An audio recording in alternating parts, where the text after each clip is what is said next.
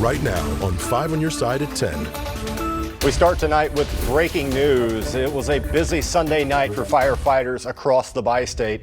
A large brush fire in Jefferson County threatens dozens of homes, and a popular wedding venue burns to the ground in Lincoln County. Good evening, I'm Holden Kerwicki. Mike Bush has the night off. We start in Fenton, where crews are battling a large fire in an area between two subdivisions. The fire is burning in the area off of Saline Road between Walnut Ridge and Nottingham Lane. Homeowners in multiple nearby subdivisions have been alerted about the fires. 5 on Your Side's Annie Krall joins us now live with the latest details. Annie. I am here on Walnut Ridge in Fenton, where, as you can see behind me, there is still a very large fire crew presence. Just hours ago, there were reports people needed to evacuate their homes in this area. And of course, they've been coming up to us asking what is going on. And here is what we know as of now. The Fenton Fire Department has confirmed that in the developing situation, it's Saline Valley Fire that is spearheading the efforts. We are still waiting to hear from them. We reached out to the Jefferson County Sheriff's Office as well, who told us that their deputies were asked to notify nearby residents and help anyone who needed assistance to evacuate. Of course, it is late as of now, so most of the homes in this area are dark and there aren't many people milling around, but we have seen a few people coming out, taking their belongings and moving very quickly to their cars, trying to get out of the area. We will continue to keep you updated on air and online at KSDK.com. Reporting live in Fenton, Annie Krall, 5 on Your Side. Tonight, owners of a popular golf course and wedding venue in Lincoln County are assessing the damage after a large fire destroyed the clubhouse. It happened at the Woods Fort Golf Club in Troy, Missouri. 5 on Your Side's Laura Barcheski is there with the latest.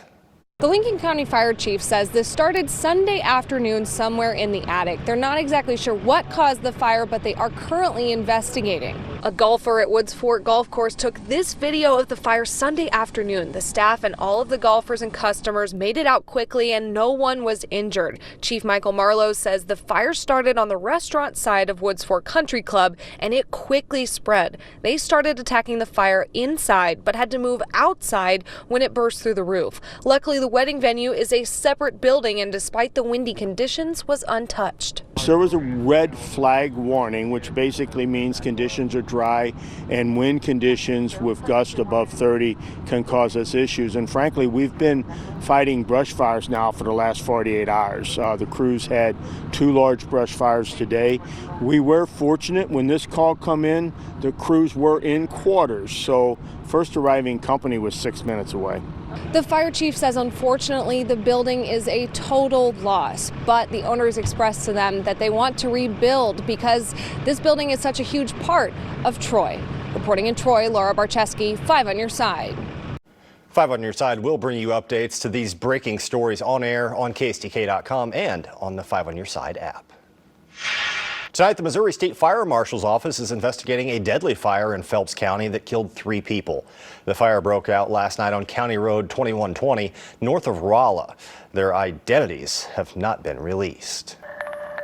Today's gusty winds didn't help firefighters. Meteorologist Gary Frank is tracking more wind and a chance of storms tomorrow in the Weather First forecast. Gary. Yeah, good evening. Let's talk about that wind and how it's been impacting us all day. Of course, warmed us up, but when you talk about the wind gusts, even at this hour, now down to about 20 miles an hour. We've seen them over 40 at times today. So obviously that with our very dry conditions, as we've just had very little rainfall since the end of January, we also want to look at how much humidity is in the air and look at that drier air in Kansas City and Kirksville. That's where the really dry air is. We are fortunate that it's actually a little humid. That's why we don't have those red flag warnings or things like that, because there is a little bit of humidity that's at least helping things, especially at this hour. Overall, you can still see the wind has picked up and it's still out of the south, keeping us very warm at this hour. I mean, it's 66 degrees with a south-southwest breeze at 10 miles an hour, and that is some 15 degrees above our normal high. It's at 10 o'clock. That's the second day in a row I've seen this. So obviously, as we go into the next several hours, our winds are going to settle down a little bit, but they'll pick back up tomorrow as we warm back up. But we're still tracking another day close to 80, and we're also looking ahead at a few rounds of storms this week as early as tomorrow night, as a front pushes through some colder air. We'll talk about that and tomorrow's wind speeds and how close we'll get to records. All right, thank you, Gary. And remember, you can get the latest weather first forecast anytime. Just text the word weather to 314-425-5355 and we'll send it straight to your phone. 2 men have been arrested in connection to a North St. Louis shooting. Clarence Holmes and Teron Young are facing charges for murder and armed criminal action. Holmes was also charged with unlawful possession of a firearm. Last month, police responded to a shooting on Martin Luther King Drive and Marcus Avenue. That's where they found Anthony Jefferson on the sidewalk, dead. Court documents show the suspects and victim were in a feud at the time of the shooting. Both men are being held without bond. A woman is dead after an overnight shooting in North St. Louis. Police say 28-year-old Brittany Ritchie was found shot on the sidewalk along Thomas Street in the Jeff Vanderloo neighborhood. A suspect is in custody, but police have not released their name or motive. St. Louis County is investigating a shooting at the North Hanley Metrolink station. Just after noon today, officers found a man suffering from a gunshot wound near the platform. He was taken to the hospital and is expected to survive. But this time, there's no word on any arrest or possible motive. Once or twice is an accident, but after that, they have to know what they're doing. Shaken and frustrated. Tonight, an assistant fire chief is speaking out after her station was hit by gunfire for the 3rd time this year.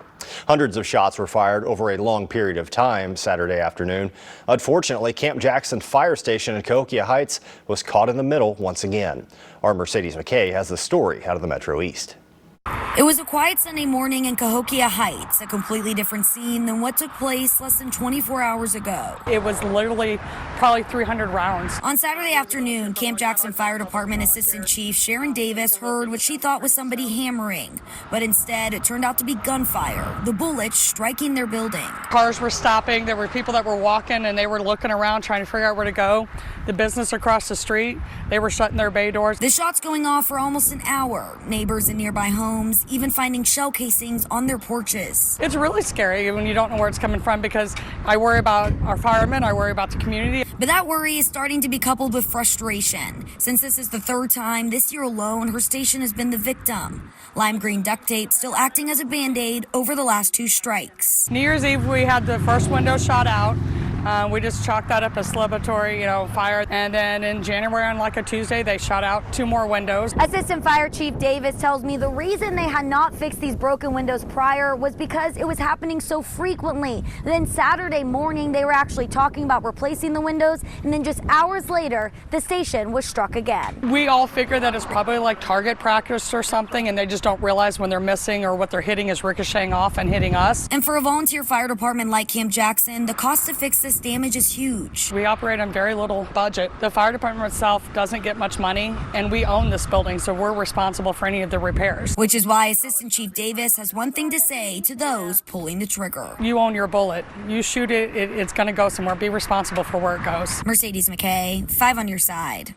5 on your side did reach out to the St. Clair County Sheriff's Department to see if they had any information on the shots fired, but we have yet to hear back. If you want to help the Camp Jackson Fire Department replace the broken windows, just head to our website and look for the story under the As Seen on TV section. Tomorrow, jury selection is expected to wrap up in the Daniel Riley trial. He's the driver accused in the horrific crash in downtown St. Louis that caused Tennessee teenager Janae Edmondson to lose her legs. Opening statements are expected to begin Tuesday. We've learned Janae's father is expected to testify first, and Janae will testify last. 5 on your side's Christine Byers will be in the courtroom this week. Look for her coverage throughout the trial. Millions of migrants have entered the U.S. illegally, but is it a dramatic increase since Trump was in office? Tonight, our Verify team crunches the numbers. Run until you drop. I can't imagine what their feet feel like right now. They've run more than 200 miles almost nonstop. The purpose behind an epic race in St. Louis County. Temperatures range from the mid-80s to the low 70s in our region today, and we've got one more day of this front slowly moving in. How it's going to impact us on Monday and when our temps will fall after that. Tonight, a 15-year-old boy is in critical condition after chaos broke out during opening day at Six Flags over Georgia. Authorities say a fight broke out among a crowd of 600 people. Once outside the park, police say someone opened fire on officers. They returned fire, hitting the teen. Georgia's Bureau of Investigation is now investigating. Today marks the 59th anniversary of Bloody Sunday. Just hours ago, Vice President Kamala Harris led a march around the Edmund Pettus Bridge in Selma, Alabama. It's the same path nearly 600 civil rights marchers took in 1965 when they were attacked by state troopers.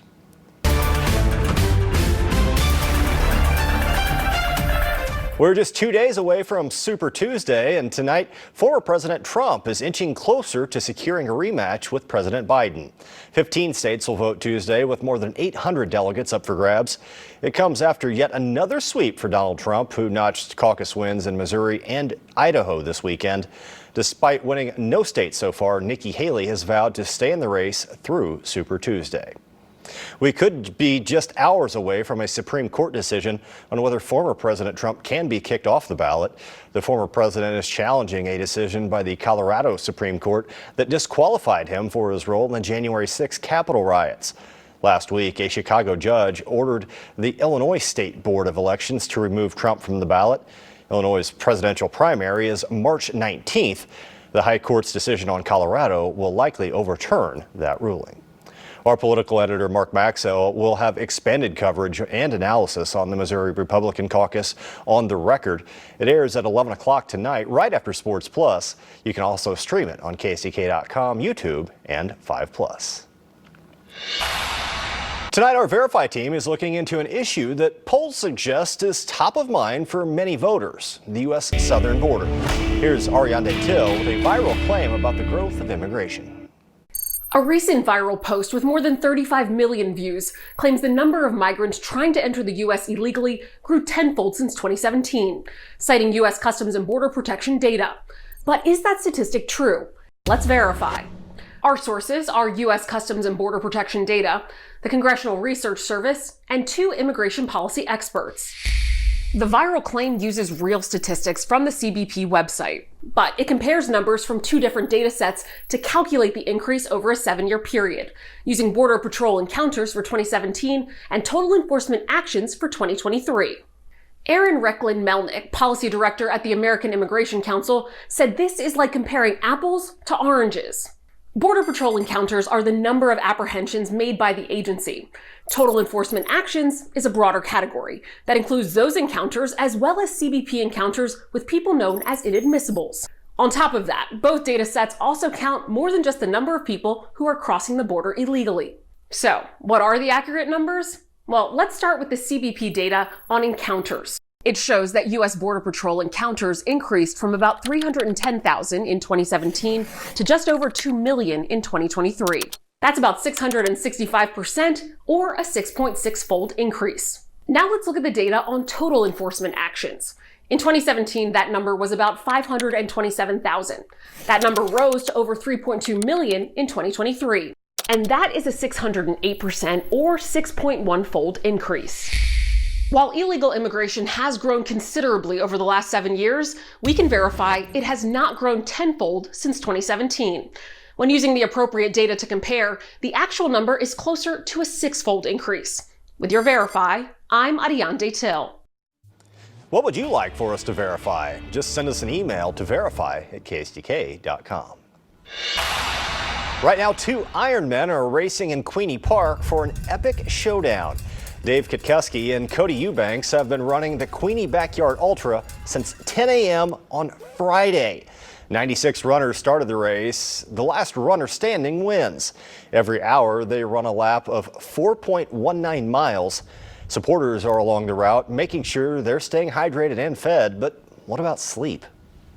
Cat naps, really. So if wherever they can, if there's a little time, 3 minutes, 2 minutes, whatever works. But you're really operating on sleep deprivation. I think more people should know about this because it's right in our backyard, and this is truly one of the most epic examples of human endurance that I've seen. So far, both runners have run more than 230 miles, doubling last year's record. The winner will earn a berth to Big Dog's Backyard Ultra in Tennessee later this year. 230 miles, Gary. I don't think I've put that many on my car. this month.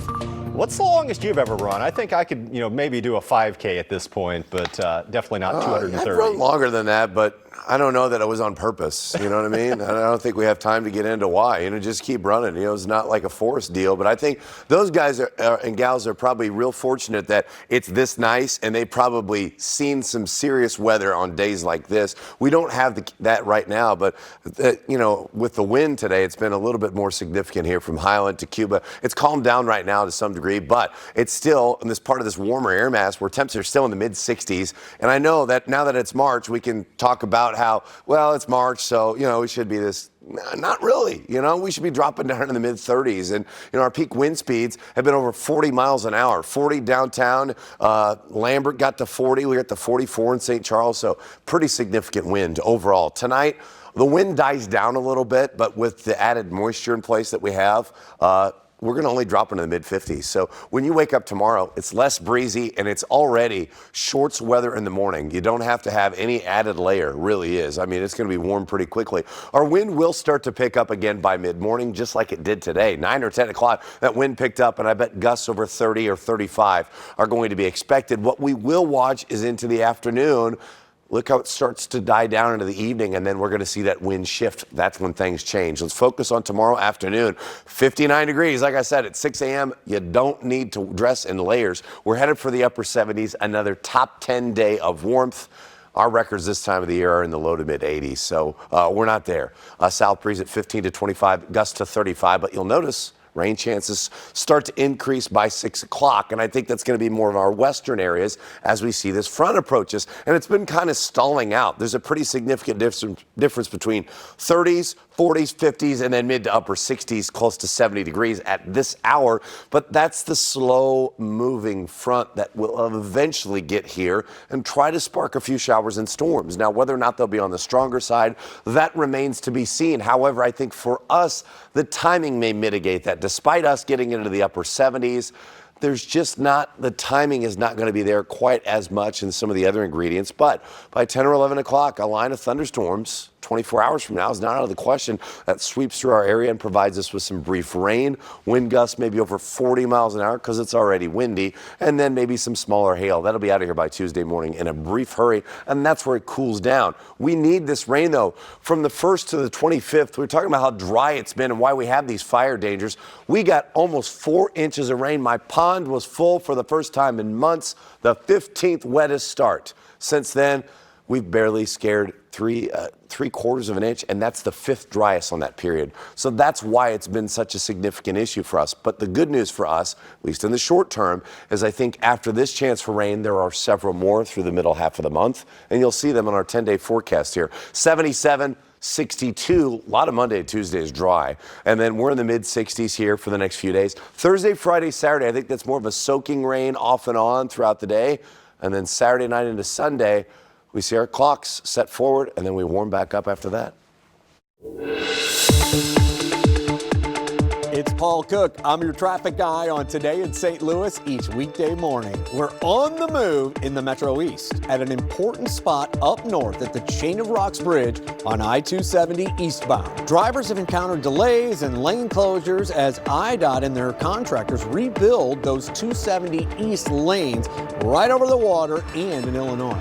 I asked IDOT implementation engineer Joel Cumby for an update on the project. Our I-270 River Bridge project has been progressing very well to date. The contractor is continuing to build the piers on land and in water. We are anticipating starting to pour those decks possibly late March. So when will it all be finished? We are still on track to have traffic on the new eastbound bridge by the end of this year. And with drivers encountering so many bad roads, the new road surface should be a welcome change. We have a very robust concrete mix design. This bridge is built on a very long, I believe, 100-year lifespan. When the Chain of Rocks Bridge project wraps up, it will really complement MoDOT's newly finished 270 North project, promoting much better traffic flow and safety. Paul Cook, 5 on your side. Coming up, drivers will no longer have to detour out of downtown to renew their plates. The vital service returning this week. After a 10-month absence, a state license office is about to reopen in downtown St. Louis. The new location opens Wednesday at the corner of 14th and Pine near Soldiers Memorial. The former office at City Hall closed in May of 2023 due to funding and staffing shortages. The new office will be open weekdays from 9 until 5. Making a Difference is sponsored by Midwest Bank Center.